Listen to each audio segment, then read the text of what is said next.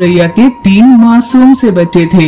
वे बहुत छोटे थे, इसलिए उनका बहुत ध्यान रखा करती थी टूनी। पर एक दिन अचानक अकाल वर्षा के कारण टूनी गौरैया का घोंसला इधर उधर झूल रहा था।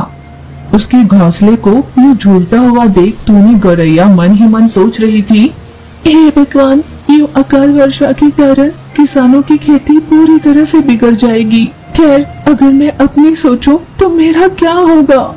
ये कहती हुई जैसे ही उसने अपने मासूम बच्चों की ओर देखा, वे भीग कर कांप रहे थे। हे भगवान, मैं अपने ही बच्चों की रक्षा नहीं कर पा रही। मुझ जैसी माँ को जिंदा रहने का कोई हक नहीं। यूं दुखी होकर सोच रही थी कि तभी छोटू तोता उसके पास आई। अरे दोस्त छोटू, इतनी बरसात में भी तुम बाहर कैसे निकली? क्या बात है? हाँ, बरसात हुई तो क्या हुआ, कोई बात नहीं, मुझे फर्क नहीं पड़ता। माँ बाबूजी घर पर आराम कर रहे हैं और मैं बरसात के मजे ले रही हूँ। छोटू, तुम्हारी बातें सुनकर लग रहा है जैसे तुम बहुत पैसे वाली हो और तुम्हारा घर बहुत मजबूत होगा। इस बरसात में लगता है मेरा घोंसला गिर ही जाएगा। क्या जब तक बरसात नहीं थम जाती तुम अपने घर पर मेरे बच्चों को रहने दोगी? क्या कहा?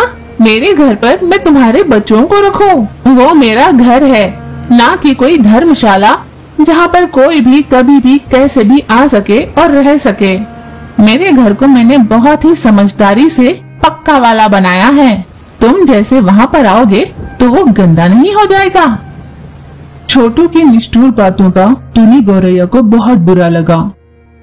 इतने में टूनी की सहेली लूसी कबूतर उसके पास आई।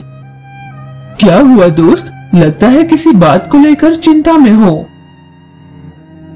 चिंता ना करूं तो क्या करूं दोस्त, मेरी जिंदगी तो हर समय चिंताओं से भरी है।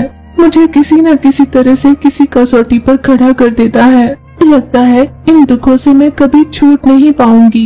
यूं उदास होकर जब टूनी ने कहा, ऐसी भी क्या बात हो गई जो तुम इतनी दुखी हो? कल जो अकाल बारिश हुई थी उसमें मेरा घोंसला टूटने के कगार पर है, जिसे देख मेरे नन्हे बच्चे बहुत घबरा गए और उन्हें ऐसा देख मेरा दिल चीर गया। मैंने बस थोड़े समय के लिए छोटू से उसके घर में आसरा क्या मांगा। उसने जैसे सिर्फ उसी का घर हो बहुत कुछ कह सुनाया मुझे। मेरी समझ में नहीं आता क्या करूं। टूनी ये कहते हुए रो रही थी।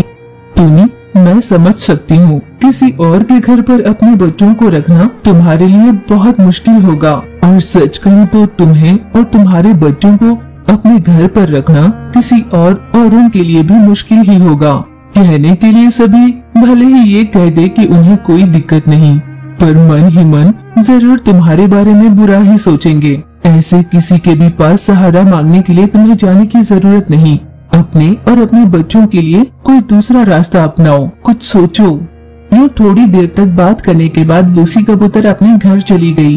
लूसी का कहा एक एक शब्द सही है। मैं अपने बच्चों की रक्षा की नहीं सोचूंगी तो और कोई क्यों सोचेगा। मुझे ही मेरे बच्चों के लिए कुछ करना होगा। यूं टूनी ने कुछ देर तक सोचा। उसे एक बहुत अच्छा सा उपाय सूझा। मेरा घोंसला पेड़ की डाल पर है, तभी तो तेज हवा चली या बरसात हुई तो मेरा घोंसला हिल जाता है। अगर मैंने अपना घोंसला तने के मोटे हिस्से पर बनाऊं तो चाहे जितनी भी बरसात हो मेरे घोंसले को नुकसान नहीं पहुंचेगा। ये सोचकर तुरंत टूनी ने अपना मजबूत घर बना लिया। लगता है बरसात होगी, मुझे जल्दी ही घर का काम खत्म करना होगा। ये सोचकर उसने अपनी तेजी बढ़ाई और घर बनाकर तैयार कर लिया। इस तरह शाम तक मेहनत कर टूनी ने अपना घर बना लिया, पर उस घर में उसके 3 बच्चे ही समा पाए, इतनी ही जगह थी। अचानक बरसात शुरू हो गई। टूनी ने तुरंत अपने तीनों बच्चों को अपने बनाए नए घर में सुरक्षित छोड़ दिया, पर उसके जाने की जगह अंदर नहीं थी, इसीलिए अपने बच्चों की रखवाली करती हुई वो बाहर बरसात में भीगती हुई खड़ी रही। इस बार की बरसात के थमते ही टूनी ने सोचा कि वो अपने घर का